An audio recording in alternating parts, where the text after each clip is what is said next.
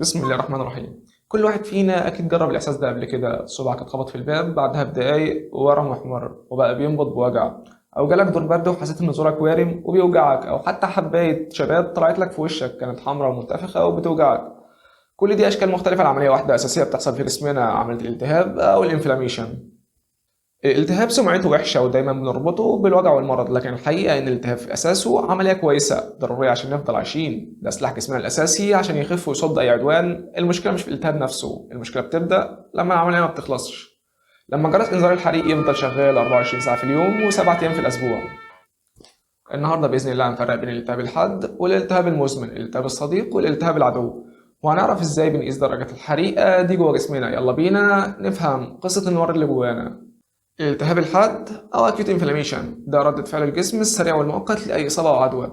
تخيلوا بالظبط زي فرقة المطافي أو إسعاف اللي بتوصل مكان الحادثة في دقايق، مهمتهم واضحة ومحددة: السيطرة على الضرر، يمنعوا المشكلة زي الميكروب إنها تنتشر، تنظيف المكان، يشيلوا أي خلايا بايظة أو بكتيريا ميتة، بدء عملية الإصلاح، يبدأوا يمهدوا الطريق عشان الجسم يخف ويلتئم. عمليات الالتهاب بتعمل 5 علامات كلاسيكية الدكاترة حافظينهم من أيام الرومان باللاتيني: روبور، كالور، تومور، دولور، فانكتو، لايزا. هنبدأ بروبور أو الإحمرار ريدنس، وده سببه إن الأوعية الدموية بتوسع عشان تجيب دم أكتر لمكان الإصابة. كالور السخونة، برضو سببه زيادة تدفق الدم الدافي. تومور التورم، الأوعية الدموية بتبقى عاملة زي المصفى، بتسمح للسوائل والخلايا المناعية زي النوتروفيلز إنها تخرج من الدم وتروح للنسيج المصاب، ده اللي بيعمل الورم أو الوزمة الإديمة. الألم دولور، مواد كيميائية معينة زي البروستاجلاندين بتطلع في مكان الالتهاب عشان تنبه النهايات العصبية. الوجع ده مهم عشان يخليك تبعد عن مصدر الأذى وتحمي الحتة المصابة. أدوية زي الأسبرين والبروفين بتشتغل بإنها توقف إنتاج المواد دي. فانكتو لايزا loss of function، ودي النتيجة الطبيعية للوجع والورم. طبيعي صعب بتحرك مفصل وارم وبيوجعك. الالتهاب الحاد بطل بيخلص مهمته في كام يوم ويمشي والجسم يرجع زي الأول. الحريقة الصامتة المدمرة، الكارثة الحقيقية بتبدأ لما جهاز المناعة ما يقدرش يقفل محبس الالتهاب، لما الالتهاب يفضل مكمل أسابيع، شهور، وكمان لسنين.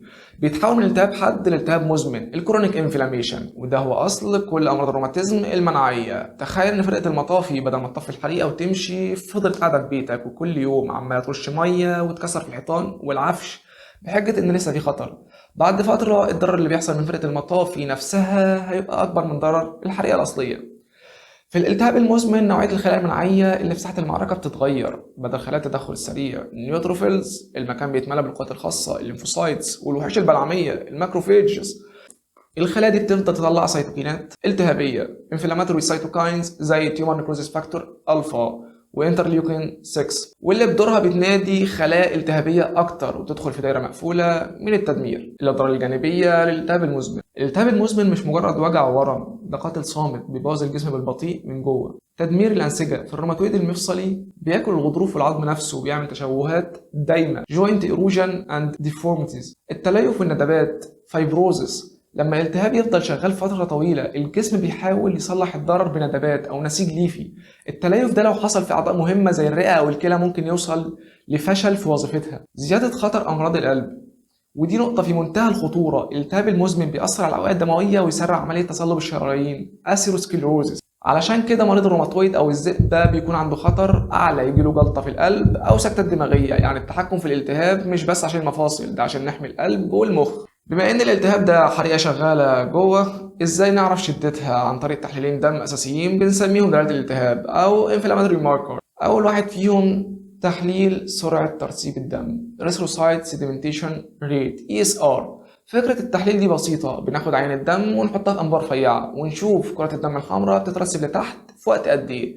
في العادي بتترسب ببطء، لكن لما يكون في التهاب بروتينات معينه بتخلي كرات الدم تلزق في بعض وتبقى اتقل فتنزل وتترسب بسرعه اكبر. كل ما زادت سرعه الترسيب كل ما كان الالتهاب اكتر. هو تحليل مش متخصص قوي لكنه مؤشر عام كويس. سير اكتيف بروتين اللي بيسموه بروتين 6 تفاعلي CRP، ده تحليل ادق واسرع. السير اكتيف بروتين ده بروتين الكبد بيصنعه. لما بيحصل التهاب في اي حته في الجسم الخلايا المناعيه بتطلع سيتوكينات زي انترليوكين 6 تروح للكبد تقول له صنع سير اكتيف بروتين حالا.